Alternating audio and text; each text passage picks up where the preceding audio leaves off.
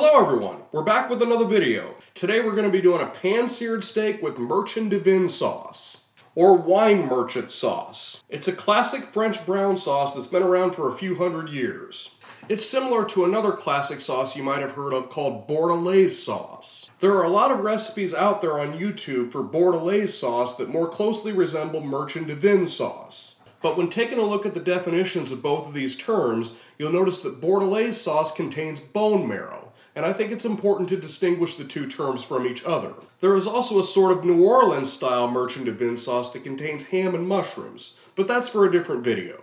So let's not waste any more time and let's get to it. Okay, to get things started, we're going to pretty liberally season the outside of our steak. And while the amount of seasoning you use depends on the size and thickness of the steak, remember that one of the biggest mistakes novice cooks make is under-seasoning their food. And afterwards, I'm going to place the steak in the refrigerator just like this for an hour or two, which will give the salt a chance to dig into the interior of the meat.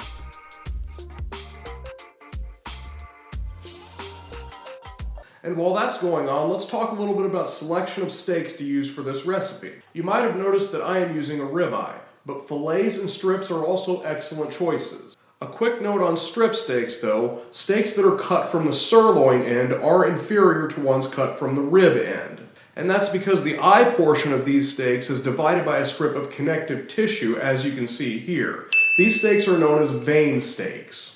I would probably stay away from T-bones and porterhouses here, simply because you might have a hard time fitting them into the pan. But bone-in strip steaks, which are also known as club steaks or shell steaks, should fit into most pans. Alright, that's enough of that. Let's get back to it. Okay, start by placing a saute pan over high heat, and once the pan is heated up, add about a tablespoon of clarified butter or any other high smoke point oil. Then we're ready to add our steak. And the primary goal of the stovetop portion of this recipe is to create a flavorful crust on the exterior of the steak. The interior portion of the steak will be cooked in a 300-degree oven after this, and during which time we will have time to prepare our sauce. And we will be using the more classic French method, meaning that the sauce will be prepared in the same pan that we cook the steak in. Now once we've obtained a good sear on both sides, we can remove it from the pan and place it into the oven. But first, it's not a bad idea to get a temperature reading just to see where we're at with things. Doing this enough times will give the cook an internal clock, so to speak, on how long to cook things for. We're at 110 now, and I've got the oven set to 300, so it should take about 10 minutes to get the steak to 125. So let's shift our attention to the sauce ingredients. We have 1 shallot and 2 garlic cloves minced, 2 tablespoons of butter, 1 tablespoon of flour, 4 ounces each beef stock and red wine, and finally parsley and salt.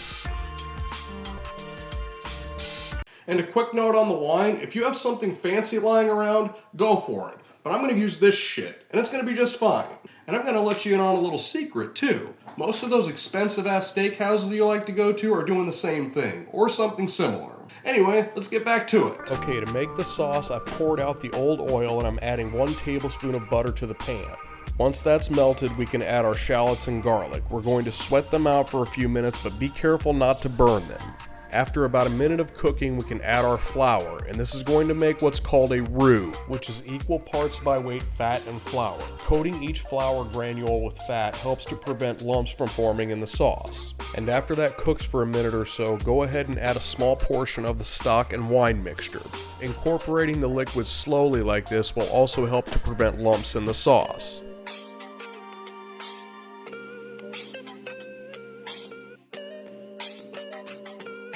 Once all of the liquid has been incorporated, the mixture has to be brought to a boil.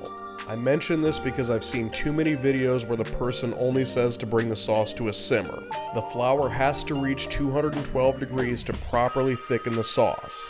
After the sauce has reduced slightly, go ahead and add a few pinches of salt. Dragging a spatula across the bottom of the pan like this is a good way to measure proper consistency. The French use the term nappe, meaning the sauce is thick enough to cling to the back of a spoon. And once you've reached this point, we can go ahead and add our butter and parsley. Adding a small pat of butter at the end like this is referred to as monter beurre in French cooking, meaning to mount with butter. Okay, now that our sauce is finished, let's go ahead and check back on our steak. Go ahead and take it out of the oven and we can get a temperature reading of it. We're going for 125 for medium rare. And not to toot my own horn, but of course it's right on. And after resting for about 10 minutes, let's go ahead and cut into this thing and plate it up.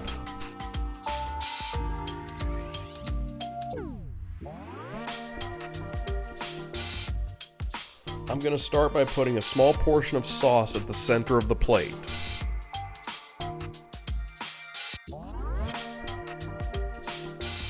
Then I can neatly arrange the 2 pieces of steak on top of that.